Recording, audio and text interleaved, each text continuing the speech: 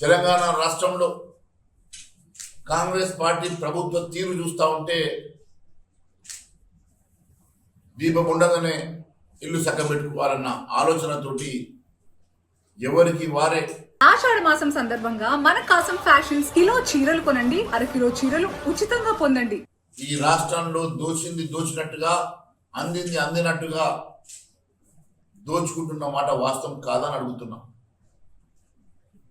ఈరోజు ముఖ్యంగా పొంగురెడ్డి శ్రీనివాస్ రెడ్డి మీద అనేకమైనటువంటి ఆరోపణలు చేసిన ఎందుకోసం అని చెప్పి ఈ రాష్ట్ర ప్రభుత్వం ఆయన మీద చర్యలు తీసుకుంటలేదు, వాటి మీద ఎందుకోసమని ఎంక్వైరీ పెట్టడం లేదో దీనికి సమాధానం చెప్పాలని కోరుతా ఉన్నాను. ఫినిక్స్ కంపెనీ పేరు మీదకి వెళ్ళి ఈయన కంపెనీలకు, ఈయన బినామీ కంపెనీలకు, ఈయన కుటుంబ కంపెనీలకు వేల కోట్ల రూపాయల ఆస్తులు బదలావైనట్టుగా నేను చేసినటువంటి ఆరోపణలను మీరు ఇప్పటి వరకు దాన్ని స్పందిస్తలేరంటే స్పష్టంగా మీరు ఒప్పుకున్నట్లుగా భావించవచ్చునా? నేను అడుగుతా ఉన్నాను. ఈరోజు రాష్ట్ర క్యాబినెట్ మీటింగ్ జరుగుతూ ఉన్నది. రాష్ట్ర క్యాబినెట్ మీటింగ్లో మంత్రులందరూ ఈ అవినీతి మీద, ఈ కుంభకోణాల మీద నిలదీయాలని చెప్పి నేను డిమాండ్ చేస్తా ఉన్నా. మరి ఆ నలుగురు ముఖ్యమంత్రితో సహా, ముఖ్యమంత్రి పొంగురెడ్డి శ్రీనివాస్ రెడ్డి, బట్టి విక్రమార్క, ఉత్తమ్ కుమార్ రెడ్డి, ఆ నలుగురు ఈ రాష్ట్రాన్ని భ్రష్టు పట్టిస్తున్నమాట వాస్తవం కాదా? వారి మీద వచ్చినటువంటి అవినీతి ఆరోపణల మీద మిగిలిన మంత్రులు ఎందుకు అడుగుతలేరు, ఎందుకు స్పందిస్తలేరు? మరి ప్రతిపక్షాలు అనేక సార్లు ఈ అంశాలను మాట్లాడుతున్నప్పుడు ప్రతిపక్షాలు ఆరోపణ చేస్తున్నాయని చెప్పి మీరు తప్పించుకునే ప్రయత్నం చేస్తున్నారు. కానీ ఈరోజు స్వయంగా మీ సొంత ఎమ్మెల్యే కోమటిరెడ్డి రాజగోపాల్ రెడ్డి మాట్లాడుతున్న అంశం మీద ఎందుకోసమని సమాధానం చెప్తలేరో దానికి సమాధానం కావాలని అడుగుతున్నాం.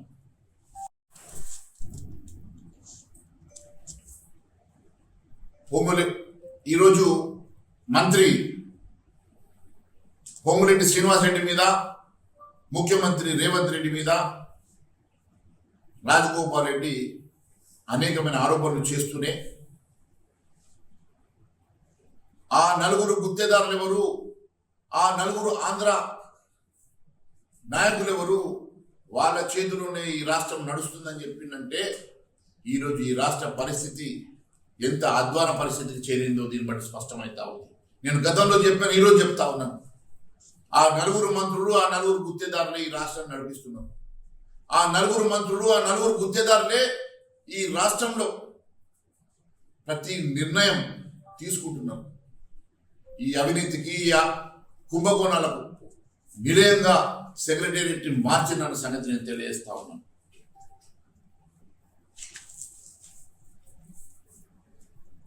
మంత్రులకు ప్రజా సమస్యల కన్నా, అభివృద్ధి కార్యక్రమాల కన్నా అవినీతి కుంభకోణాల మీద ధ్యాస ఉన్నది. కాబట్టే ఈరోజు ఈ రకమైనటువంటి దోపిడీ ఈ రాష్ట్రంలో జరుగుతున్నది. అంతేకాదు ఇప్పుడు కాంగ్రెస్లో జరుగుతున్నటువంటి అనేక అంతర్గత కలహాల సంగతి కూడా నేను రాబోయే రోజులు చెప్పబోతా ఉన్నాను. ఇప్పుడు మరి ఈ రాష్ట్రంలో నేను మంత్రి మండలికి, ఈ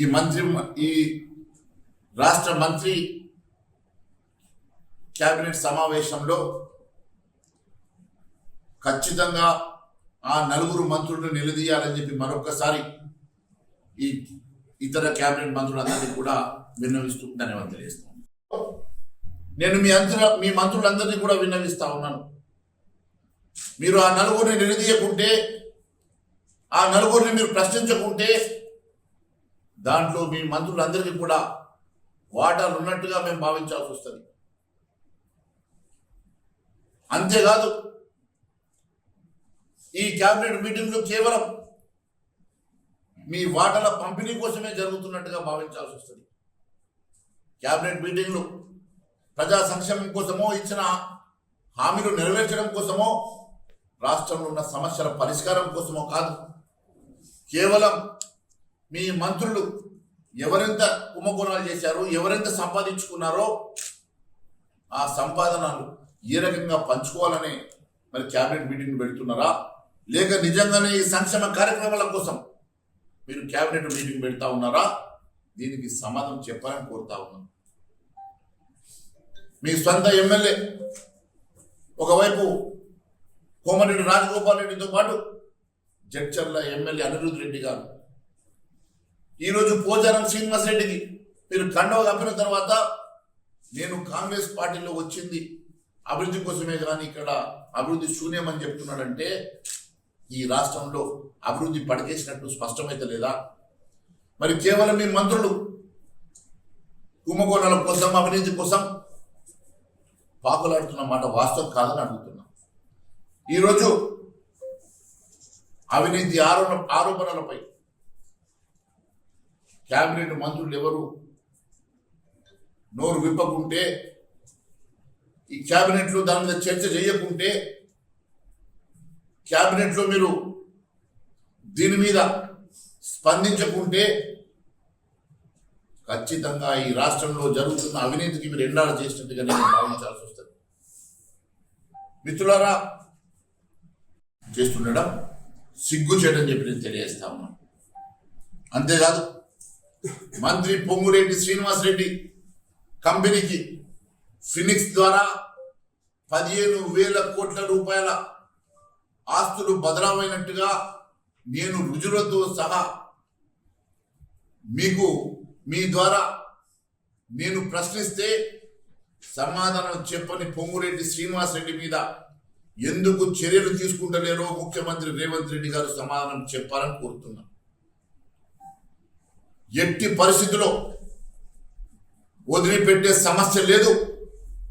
ఈ ప్రభుత్వం చేసేటువంటి అక్రమాలు, అవినీతిని బయట పెట్టడమే కాకుండా దీని మీద భారతీయ జనతా పార్టీ ఖచ్చితంగా ఉద్యమం చేస్తుందని చెప్పి తెలియజేస్తా ఉన్నాను. అంతేకాకుండా ఈ అంశం మీద భారతీయ జనతా పార్టీ కార్యాచరణ రూపొందించబోతున్నదని కూడా తెలియజేస్తా ఉన్నాను. అంతేకాకుండా ఎంక్వైరీ చేసే ఏజెన్సీలు, అది ఈడీ కావచ్చు, సిబిఐ కావచ్చు, ఖచ్చితంగా ఈ అంశాలు ఆధారాలతో సహా ఈడీకి, సిబిఐకి కంప్లైంట్ చేయడమే కాకుండా ఎట్టి పరిస్థితుల్లో మీకు ఫినిక్స్ కంపెనీకి టిఆర్ఎస్ కి మధ్యలో ఉన్నటువంటి అనుబంధాన్ని కూడా బయట పెడతాం. గతంలో టిఆర్ఎస్ ప్రభుత్వానికి బినామీగా ఉన్న ఫినిక్స్ కంపెనీ ఈరోజు మీకు టిఆర్ఎస్ బిఆర్ఎస్ పార్టీ చీకటి ఒప్పందంలో భాగంగానే వాళ్ళు ఫినిక్స్ ద్వారా మీకు ఇంకా అనేకమైనటువంటి బినామీ కంపెనీలకు వాళ్ళు బదలావు చేసినటువంటి ఆస్తులు, ఇవన్నీ వివరాలతో సహా మేము సిబిఐ, ఈడీతో పాటు మేము ఖచ్చితంగా దీని మీద కంప్లైంట్ చేయడమే కాకుండా ఈ అంశాల మీద ముందుకు వెళ్తామని తెలియజేస్తా ఉన్నాను. కానీ కాబట్టి ఉన్నప్పుడే దోచుకోవాలని చెప్పి మీరు అందరూ కూడా ప్లాన్ చేస్తున్నట్టు కనపడతా ఉన్నది. అందుకోసమే స్థానిక సంస్థలు ఎన్నికలు పెట్టాలంటే భయపడుతున్నారు. జెడ్పీటీసీ, ఎంపీటీసీ ఎన్నికలతో పాటు మున్సిపల్ కార్పొరేషన్ ఎన్నికలు పెట్టాలంటే భయపడుతున్నారు. ప్రజలు ఆగ్రహంగా ఉన్నట్టు గ్రహించారు కాబట్టే మళ్ళీ ఎన్నికలు పెడితే గెలవమని, మళ్ళీ కాంగ్రెస్ పార్టీ అధికారంలో రాదని ఆ భయంతో మీరు దొరికినట్టుగా దోచుకొని, దోచినట్టుగానే పంపకాలు వేసుకుంటున్నారు. అంటే ఈ క్యాబినెట్ మీటింగ్లు పెట్టుకున్నారా అనే అనుమానాలు మాకు వస్తున్నాయని తెలియజేస్తా ఉన్నాను. అంతేకాదు సీఎం సోదరుడు కొండల్ రెడ్డి మరి ₹1,00,000 క్యాపిటల్ షేర్ ఉన్న కంపెనీకి, ఒక్క ఉద్యోగస్తుడు కూడా లేనటువంటి ఆ కంపెనీకి 200 కోట్ల రూపాయల ఆస్తులు బదలావు అయినట్టుగా, మరి వాటి మీద ఇప్పటి వరకు ముఖ్యమంత్రి ఎందుకు స్పందిస్తలేడు? ఈ రాష్ట్ర ఆస్తులు ఈ రకంగా దారాదత్తం చేసేటువంటి ముఖ్యమంత్రి ప్రభుత్వం మరి నిజంగా ఎంటర్ప్రెన్యూర్స్ ముందుకు వస్తే మరి 1,00,000 క్యాపిటల్ ఉన్న ప్రతి ఒక్క ఇండస్ట్రీకి, ప్రతి ఒక్క ఎంటర్ప్రెన్యూర్కి మరి ఈ రకంగా భూములు ఇస్తారా? కేవలం ముఖ్యమంత్రి సోదరుడికే ఈ భూమి ఇస్తారా? మరి 200 కోట్ల ఆస్తిని ఏ రకంగా బదలావు చేసిండ్రో దానికి సమాధానం ఎందుకు చెప్తలేరు అని అడుగుతా ఉన్నా. ఈ విషయం మాట్లాడితే మొన్న ఖండించినటువంటి నేను శ్రీధర్ బాబుని అడుగుతున్నా, నీ శాఖ నుంచే బదలావు జరిగింది కదా శ్రీధర్ బాబు, మరి నీ మీద కూడా మరకలు బురద చల్లుతా ఉన్నారు, నీ మీద కూడా మరకలు పడ్డాయి, నీ మీద కూడా బురద పడ్డది, మరి దాని మీద ఎందుకు సమాధానం చెప్తలేవు? దీనికి సమాధానం అడిగితే హేట్ స్పీచ్ తెస్తాడంట.